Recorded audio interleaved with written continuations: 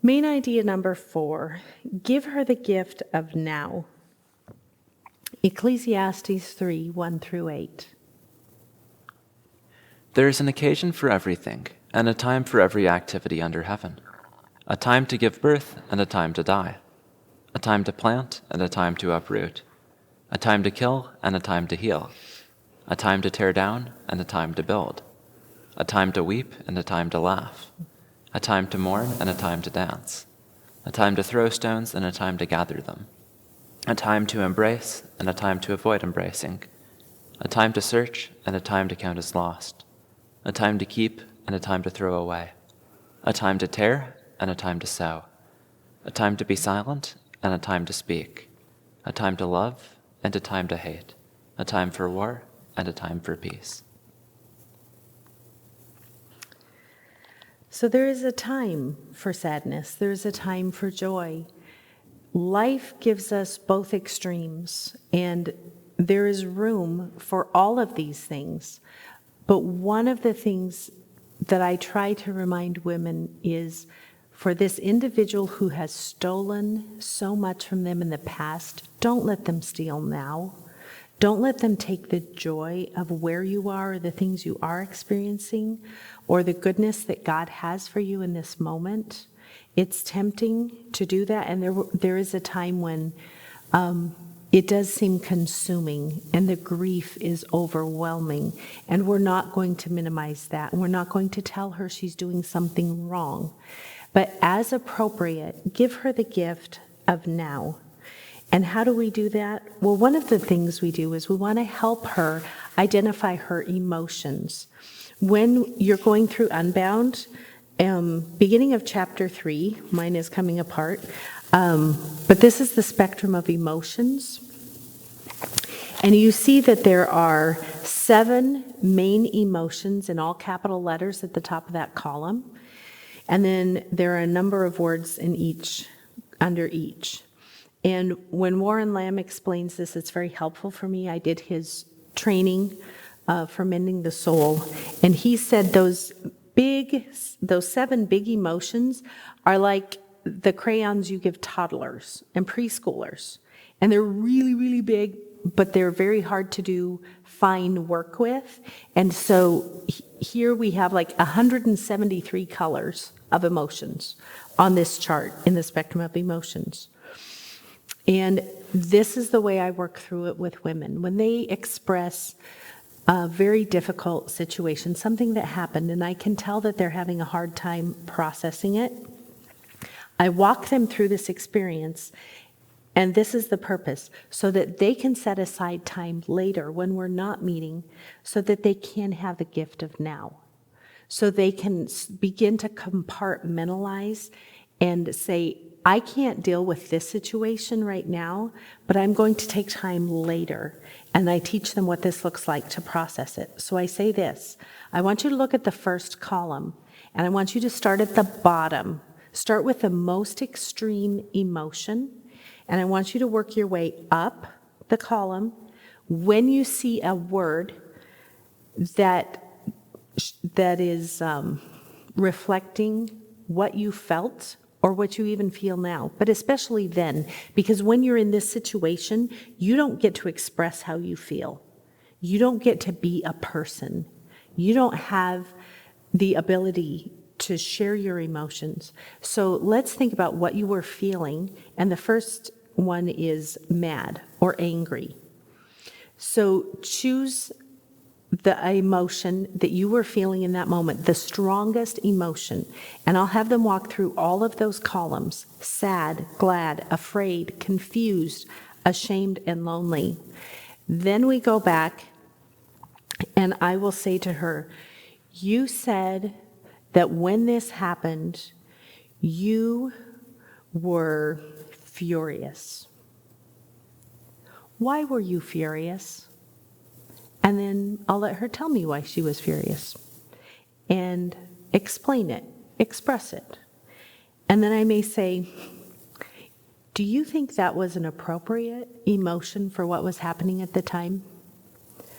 Okay, I'm giving you the answer, yes. It was always appropriate. I have never heard anything that was not appropriate, but what I want to do is validate that what she's feeling in that moment fits the experience, because no one has given her that freedom. No one has listened to her in that moment. No one has given her the ability to be a person. So was she angry? Yeah, probably. Or maybe she was more fearful, or maybe she was very ashamed. Maybe she felt very lonely or confused. All of those things can be happening at the same time. And that's not wrong. It's being human, but it's also being a human who's being sinned against. So to give her that helps her then set this aside so that later on she can walk through that as she's making her timeline and as those things come to mind. We coach her to set aside time to process her grief. Look at your schedule, set aside a time when you can think about this, and that's when you can start working through that timeline. Give her permission to live in the moment. As you live in this moment right now, and if you can set those things aside, that's one way you can trust God with what happened. That's one way you can trust God with what is already happening, or the future that you may not have ever even experienced, but you're afraid of. You can trust God with that if you choose and are able to just live in this moment, whatever this moment is. This is a really practical piece, this next piece, and then we'll wrap up this section. But teach her how to be present.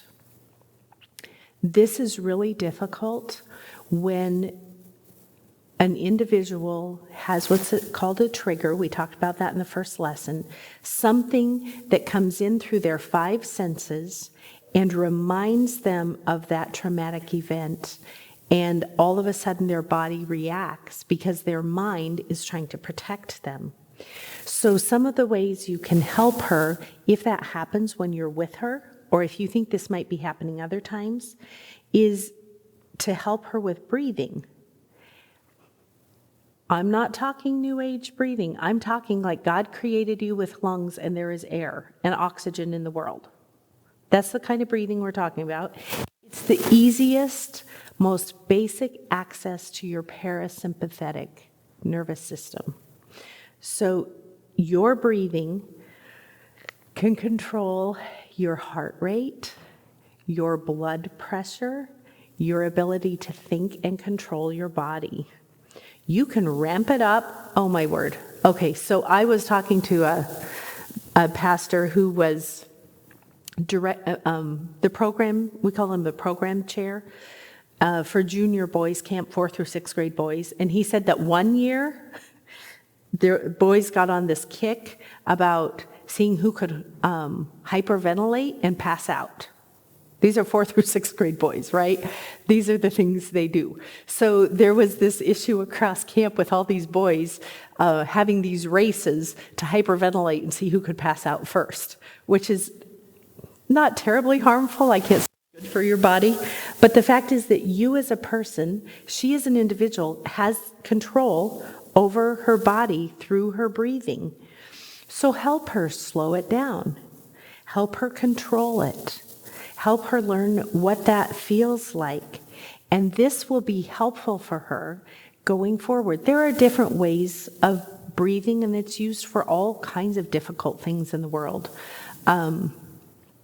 Having children, or being an athlete, or dance, or singing music, playing an instrument.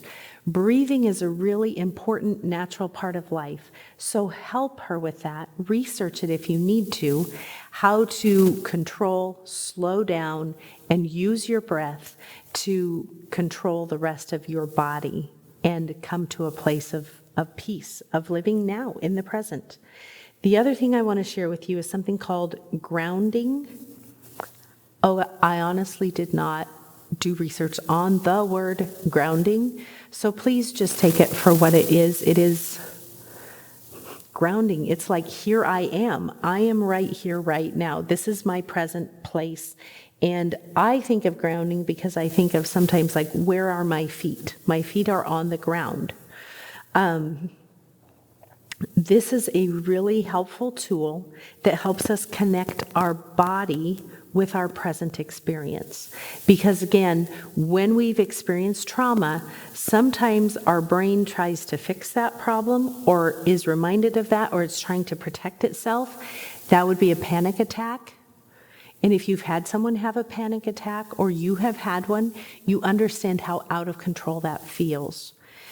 This is something that I do regularly with particularly teenage girls. When I'm at camp, I help at camp, and there will be times that because it's such a different environment, it's out of control, whatever the factors are.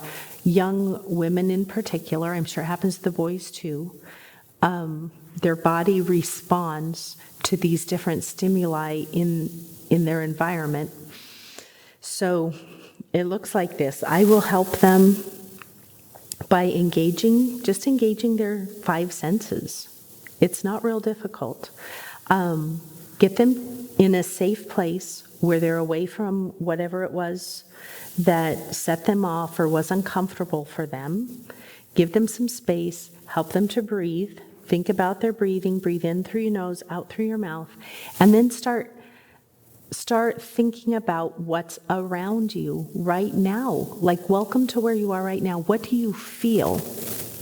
What are your feet? What's touching your legs? Are you sitting in a chair? Is someone sitting beside you? What do you see? Open your eyes. Look around you. What do you see? Name some things you see. And as you do that, you're engaging their brain with right here, right now. What do you see? And then name it. You're giving them cues to pull their body together and start putting not only what they're seeing with their language and with their voice. And so you're connecting all of those pieces, what they're tasting, I carry sour stuff in my purse or in my bag with me, just to grab hold of those taste buds. Like, you're here, right now, you're with us, welcome back, come back, it's okay, you're in a safe place, and reassure them that they're safe. So you can go through the list. One of the other helpful things that a trauma survivor shared with me, she had learned she had learned to associate a color with a reminder that God was with her. For her, that color was blue.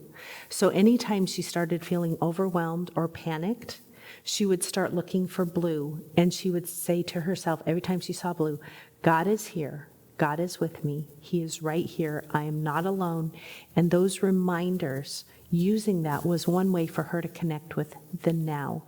So as we're able, we want to help give her very practically the gift of now.